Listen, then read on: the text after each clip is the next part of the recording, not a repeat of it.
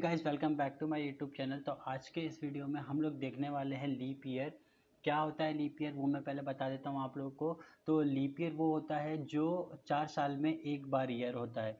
ठीक है, मतलब जिसमें फरवरी में 29 डेज होते हैं। ओके, तो आज वही फाइंड हम करने वाले हैं सी प्रोग्रामिंग के यूज़ से।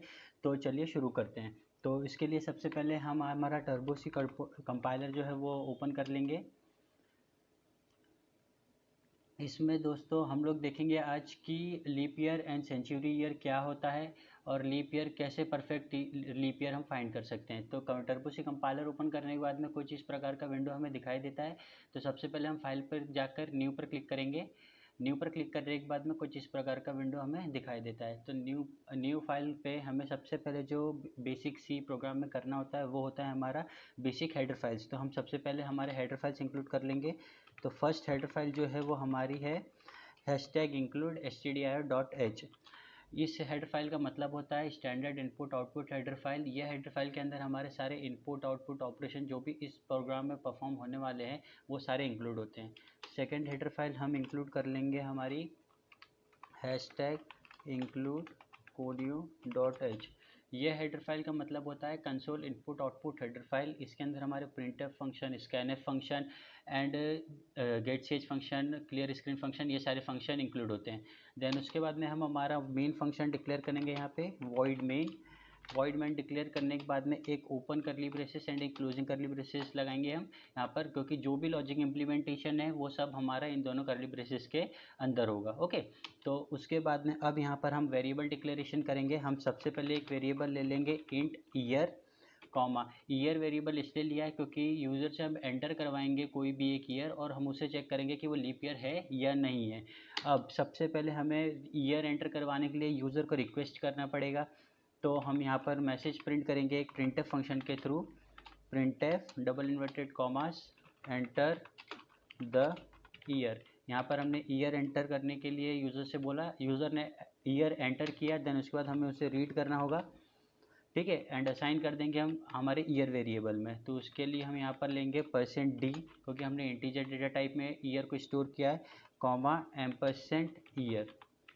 ओके, देन उसके बाद ये %, का मतलब दोस्तों यहाँ पर ये होता है एड्रेस ऑफ, मतलब जो वेरिएबल की वैल्यू हमें मिलने वाली है तो वो किस वेरिएबल में हमें स्टोर करनी है, इसलिए हम यहाँ पर %, यानी कि एड्रेस ऑफ जो ये ऑपरेटर है इसका यूज़ करते हैं। ओके, देन उसके बाद में हमारे पास यहाँ पर ईयर की वैल्यू आ चुकी है। अब हमें यहाँ पर कंडीशन चेक करनी है कि हमारा जो ईयर है वो लीप ईयर है या नहीं है।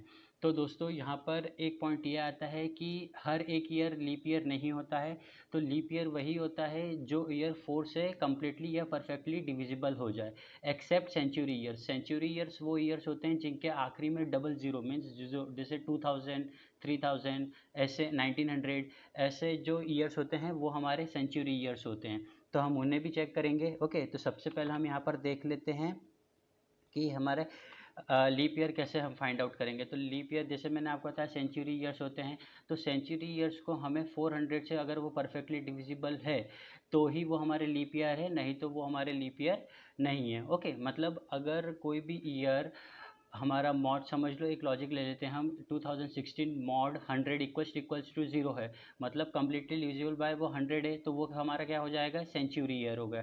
ठीक है, अगर वही ईयर हमारा 400 से डिविजिबल करेंगे हम और परफेक्टली डिवाइड हो जाएगा तो वो हमारा लीप ईयर हो जाएगा। तो सबसे पहले हम यहाँ पर चेक करेंगे हमारे ईयर में कि ईयर मॉड 400 इक्वल्स टू 0। यहाँ पर थोड़ा मैं इसको सिस्टमेटिक लिखता हूँ।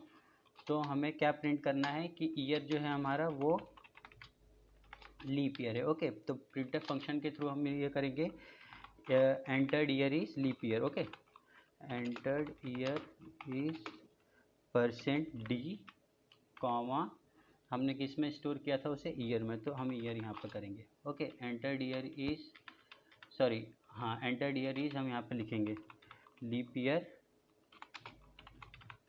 That is %d। ओके, तो मैंने यहाँ पर % क्यों लिखा, % इसलिए लिखा क्योंकि हमारा जो ईयर है वो इंटीजर में है, तो फॉर्मेट स्पेसिफायर उसके लिए %d यूज़ होगा। एंड देन हमें कौन से वेरिएबल में हमारा ईयर है, ईयर वेरिएबल में है, इसलिए हमने यहाँ पर ईयर लिखा है। ओके, देन ये हमारा इफ़ हो गया। अब यहाँ पर हम एल्स इफ यूज़ करेंगे। एल्स इफ यहाँ पर हम ये देखेंगे। अब यहाँ पर हम लोग ये देखने वाले हैं कि अब अगर वो ईयर समझो, अब यहाँ पर हम लोग एक प्रोग्राम क्या कर रहे हैं, लीप ईयर के लिए कर रहे हैं, तो अब यहाँ पर हम एल्स इफ में एक कंडीशन और दे देंगे कि अगर कम्प्लीटली डिविजिबल बाय 100 है तो वो हमारा सेंचुरी ईयर है। ओके, तो यहाँ पर हम क्या कर देंगे, ईयर मॉड 100 इक्वल्स टू अगर 0 है तो वो जो हमारा ईयर है वो एक सेंचुरी ईयर। तो यहाँ पे हम प्रिंटफ फंक्शन के थ्रू क्या है, प्रिंट कर देंगे message entered year is century year.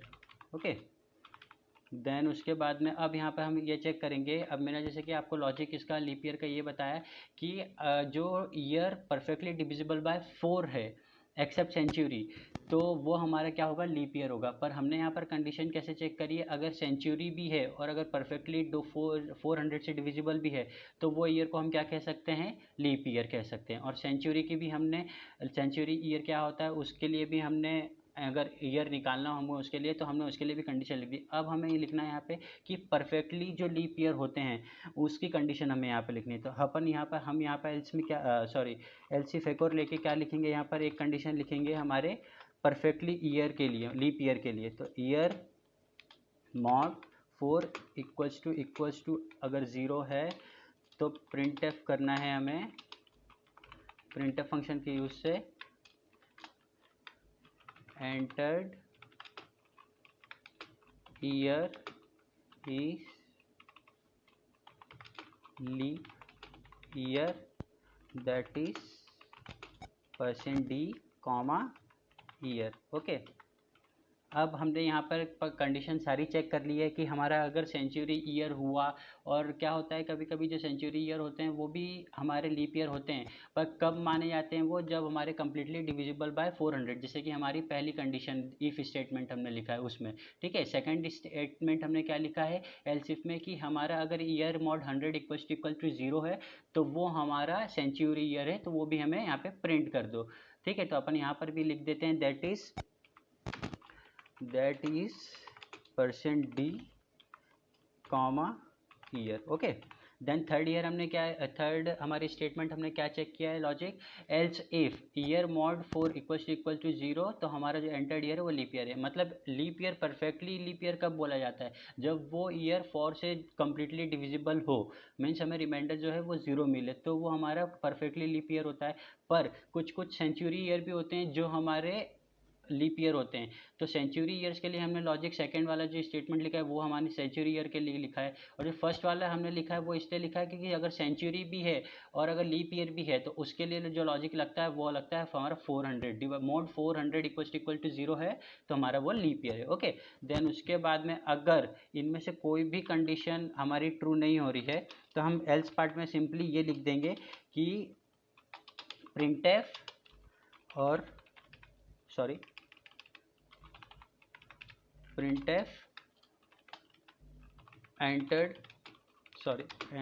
year is not a leap year। Okay, अब यहाँ पर हमारा जो प्रोग्राम है लीप ईयर का वो हो गया है बेसिकली। एक बार रन करके देखते हैं, फिर मैं आपको वापस अपना जो लूप और स्टेटमेंट कैसे एग्जीक्यूट हो रहे हैं वो मैं बताऊंगा। ओके, तो सबसे पहले हमें सेव करने के लिए F2 प्रेस करेंगे, या फिर हम फाइल पर जाकर सेव पर क्लिक कर सकते हैं। ठीक है, देन हमें हमारा जो फाइल है वो कहाँ सेव करना है, सी ड्राइव में turboc3 फोल्डर में बिन नाम के फोल्डर में हमें हमारा फाइल सेव करना है। तो यहाँ पर मैं leap.c कर देता हूँ मेरे फाइल का नेम सेव करने के लिए। ओके, देन अब हमें यहाँ पे कंपाइल करने के लिए Alt F9 प्रेस करेंगे, तो 0 वार्निंग 0 एरर। हम कंपाइल करने के लिए रन के बाजू में कंपाइल ऑप्शन है, वहाँ पर भी क्लिक कर सकते हैं कंपाइल करने के लिए, कंपाइल। ओके, देन रन करने के लिए हम Ctrl F9 प्रेस करेंगे। यहाँ पे हमने लिखा है एंटर द ईयर। अब एंटर द ईयर हम देखेंगे जैसे कि 2200।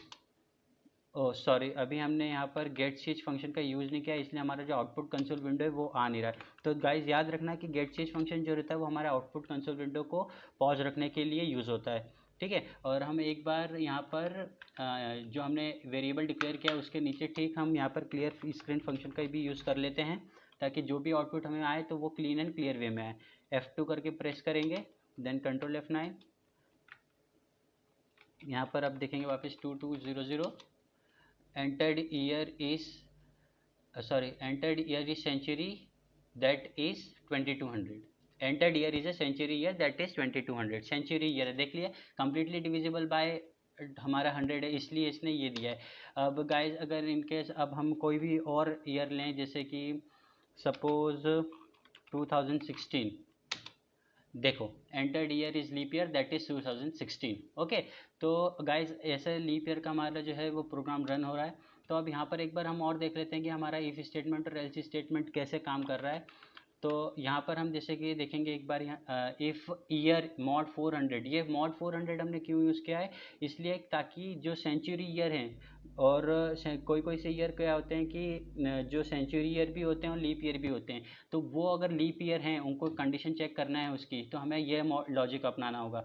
Year mod 400 equals to 00 equals to 0, तो हमारा वो लीप ईयर है। सेंचुरी ईयर के लिए जैसे कि आप लोग जान ही चुके हैं कि अगर ईयर मॉड 100 इक्वल्स टू 0 है तो वो सेंचुरी ईयर है। और जो leap year perfectly leap year जो होता है वो लीप ईयर क्या, उसका लॉजिक क्या होता है, year mod 4 equals to 0। Okay, हम इतना भी लिखते हैं तो भी हमारा लीप ईयर आ जाता है, पर हमने यहाँ पर सेंचुरी ईयर को भी चेक किया है एंड अपना सेंचुरी ईयर जो लीप ईयर होते हैं उन्हें भी चेक किया है। ओके, और एल्स पार्ट में हमने यहाँ पर लिखा है कि कोई भी जो भी हमारा अगर कंडीशन इसमें से ट्रू नहीं होती है या फिर कुछ भी मैसेज हमारा ऊपर से प्रिंट नहीं होता है, तो हमारा एल्स पार्ट का जो मैसेज है वो प्रिंट हो जाता है। ओके, तो एक बार हम रन करके और देखेंगे, और यहाँ पर हम एंटर करेंगे 2016 लीप ईयर है।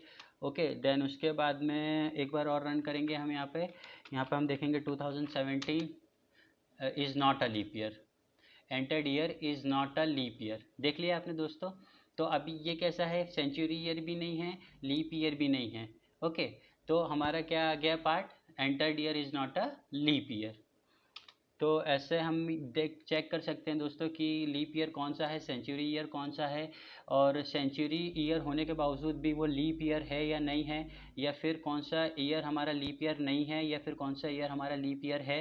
तो ये से चेक करने के लिए ये आपको प्रोग्राम सही रहेगा। ओके, तो अगर वीडियो अच्छा लगा हो तो लाइक करना, चैनल पर नए हो तो सब्सक्राइब करना एंड कमेंट करना कि नेक्स्ट वीडियो आपको किस टॉपिक पर चाहिए है। एंड मेरे इंस्टाग्राम हैंडल पे फॉलो करिए, ऐसे इंटरेस्टिंग वीडियोस के अपडेट्स मैं वहाँ पर देता रहता हूँ। तो आज के लिए इतना ही, थैंक यू।